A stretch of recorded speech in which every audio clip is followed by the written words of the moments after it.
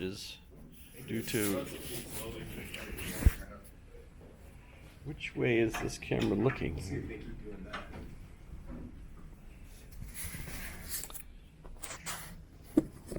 No, it's looking up at the ceiling. Get down here. There, that's me. Whoa, and I hold the thing and the camera goes, what? It's got a little... Oh, that's cool. A little spice on it. Yeah, if only I knew how it worked. And I could the trouble is you don't operate it by, I mean there's a couple buttons, but basically you're supposed to use a smartphone to tell it, hey, look at this, focus on this. Right. You know, there's no zoom function or anything. But DJI, they're the ones that make the cameras on the drones. Chinese. So, in any case, well, good morning. It's still early though. We still got 6 minutes before I can officially begin. I've already figured out what the quiz question will be though. Ooh. What kind of definition do you think is the most important one for children? Well, that's so good. And by children, I mean the earliest language learners. Everyone will say ostensive definitions, which is like, this is a coat, this is a desk. They say, you point at something and say what it is. But when logic textbooks will have like maybe 15 different types of definitions that you would, different kinds of definitions. So, but that's just, what kind of a I mean, you're basically defining definition. It's like, what's the meaning of meanings? So you're having to pick. Oh, yeah. No, I see what you're saying. How do you categorize definitions? This one lists 8. Lists 8? Yeah. That's poultry, but that's rather... It's combining some of them, though, into... Oh, well, that sections. makes sense.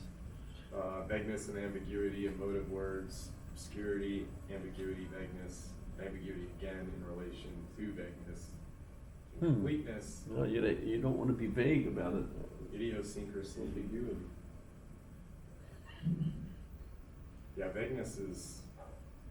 I love George Carlin's combination of the Ten Commandments down to, I think he gets down to 2 or 1. 1, I think. I think he's like, there's only one commandment or something like that.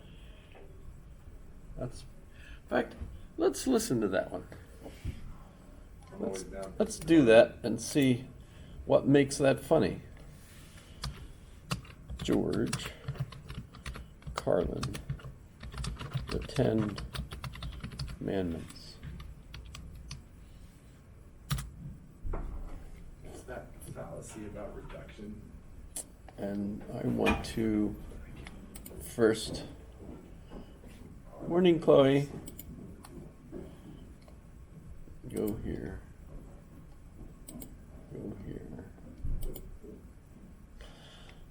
and Pusk. Folks, here's something else I got a problem with. The 10 Commandments. Here's my problem. Why are there 10? You don't need 10. I think the list of commandments was deliberately and artificially inflated to get it up to 10. It's a padded list. Here's what they did. About 5,000 years ago, a bunch of religious and political hustlers got together to try to figure out how to control people, how to keep them in line. They knew people were basically stupid and would believe anything they were told, so they announced that God had given them some commandments. Up on the mountain, when no one was around, God had given them the 10 Commandments. But let me ask you this. When they were sitting around making this shit up, why did they pick 10? Why 10? Why not 9 or 11? I'll tell you why. Because 10 sounds official. 10 sounds important. They knew if it was 11, people wouldn't take it seriously. So what, are you kidding me? The 11 commandments? Get the fuck out of here. But 10 sounds... Power words, why are they It's the funny? basis for the decimal system. It's a decade. It's a psychologically satisfying number. The top 10, the 10 most wanted, the 10 best dressed. So having 10 commandments was really a marketing decision. And to me, it's clearly a bullshit list. It's a political document artificially inflated to sell better. I'm going to show you how you could reduce the number of commandments and come up with a list that's a little more workable and logical. We're going to start with the first 3, and I'll use the Roman Catholic version because those are the ones I was taught as a little boy. I am the Lord thy God. Thou shalt not have strange gods before me. Thou shalt not take the name of the Lord thy God in vain. Thou shalt keep holy the Sabbath. Right off the bat, the first 3, pure bullshit. Sabbath day, Lord's name, strange gods. Spooky language. Spooky language. Designed to scare and control primitive people. In no way does superstitious nonsense like this apply to the lives of intelligent, civilized humans in the 21st century. You throw out the first 3 commandments, you're down to 7. Next, honor thy father and mother. Obedience, respect for authority. Just another name for controlling people. The truth is, obedience and respect should not be automatic. They should be earned. They should be based on the parent's performance. Parent's performance. Many of us would Some have. parents deserve respect. Most of them don't. Period. That's what he says. Most of them don't. Now, in the interest of logic, something religion is very uncomfortable with, we're going to jump around the list a little bit. Thou shalt not steal, thou shalt not bear false witness. Stealing and lying. Well, actually, these 2 both prohibit the same kind of behavior. Dishonesty, stealing, and lying. So you don't need 2 of them. Instead, you combine them and you call it thou shalt not be dishonest. And suddenly, you're down to 5. And as long as we're combining, I have 2 others that belong together. Thou shalt not commit adultery, thou shalt not covet thy neighbor's wife. Once again, these 2 prohibit the same kind of behavior, in this case, marital infidelity. The difference is coveting takes place in the mind, and I don't think you should outlaw fantasizing about someone else's wife. Otherwise, what's a guy going to think about when he's waxing his carrot? But marital fidelity is a good idea, so we're going to keep the idea and call this one, thou shalt not be unfaithful. And suddenly, we're down to 4. But when you think about it, honesty and fidelity are really part of the same overall value. So in truth, you could combine the 2 honesty commandments with the 2 fidelity commandments and give them simpler language, positive language instead of negative, and call the whole thing, thou shalt always be honest and faithful, and we're down to 3. Thou shalt, they're going away fast. Thou shalt not covet thy neighbor's goods. This one is just plain fucking stupid. Coveting your neighbor's goods is what keeps the economy going. Am I right? Your neighbor gets a vibrator that plays "O Come All Ye Faithful." You want to get one too. Coveting creates jobs. Leave it alone. You throw out coveting, you're down to 2 now. The big honesty and fidelity commandment, and the one we haven't talked about yet, thou shalt not kill. Murder. The 5th commandment. But when you think about it, religion has never really had a big problem with murder. Not really. More people have been killed in the name of God than for any other reason.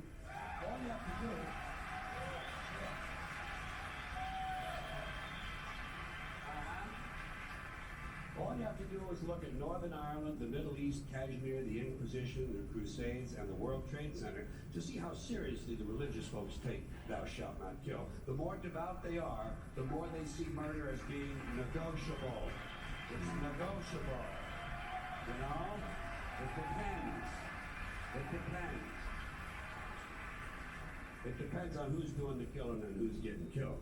So, with all of this in mind, I leave you with my revised list of the 2 commandments. Thou shalt always be honest and faithful to the provider of thy nookie. And thou shalt try real hard not to kill anyone, unless, of course, they pray to a different invisible man from the one you pray to. Two is all you need. Moses could have carried him down the hill in his fucking pocket. And if they had a list like that, I wouldn't mind those folks in Alabama putting it up on the courthouse wall. As long as they included one additional commandment, thou shalt keep thy religion to thyself.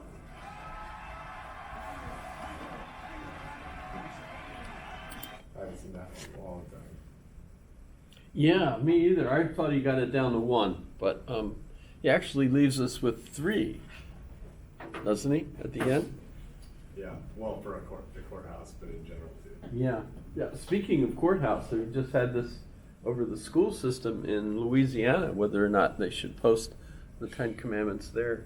I mean, apart from evaluating this as comic and what makes it funny, and I'm not sure if it's so much funny. It's almost serious, actually. I want watch and listen to a lot of more serious comedy, I guess you could call it. And I was thinking about this the other day when you were talking about this fallacy, what makes comedy comedy, and I think part of it is relief. One of the things about whatever kind of comedian you're into is you choose them because they have similar beliefs or whatever. And in their speaking, they say something that you've thought about or say something that you kind of have commonality with. And it's that sense of relief that gives you that dopamine kick we were talking about last time. So I think it's not always fallacy, it's relation. When I think about the 10 Commandments, I was focused on 10, and I went class notes, other items. I think. So, oh, by the way, there's the tablets. Anybody notice they're in Hebrew? There's 2, unlike Mel Gibson, not Mel Gibson, Mel Brooks, the 3. And this is just no strange gods, don't take my name in vain. Basically the Catholic version that he just used, because I was raised Catholic too. But when you talk about the different, I used to keep statistics. Remember, I did this as the first quiz for the class, right? And I think I even showed this page. These are my, some of the ones you get that are silly. Because people, when you spring that on them, they're not ready for it. I shall not grade this test. This is on the web, if you feel like looking at it. Obviously this has been a interesting thing for me, but what I want to find is my maybe it's this one here. I had a link. Maybe it's this one. So, other students have critiqued it, because for one thing, if you're raised in a Protestant sect, they're arranged slightly differently. But also, of course, if you're not raised Judeo-Christian, you might not be familiar with them at all. But there's variations on this.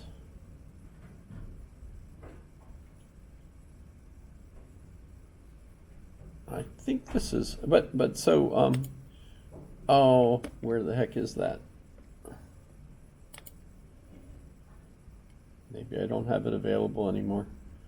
But I did my own version. I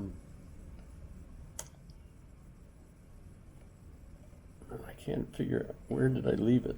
Because it could be under favorites. Here we go. So I revised it. Basically tried to update the language of the 10. So I thought, you know, don't put secondary values ahead of what you recognize as your highest value. You know, don't believe in, you know, other gods. You know, I am the Lord thy God. Thou shalt not have strange gods before me. Any idols, idol gods. Keeping in mind that sociologists, historical anthropologists interpret what was going on at the time as these are people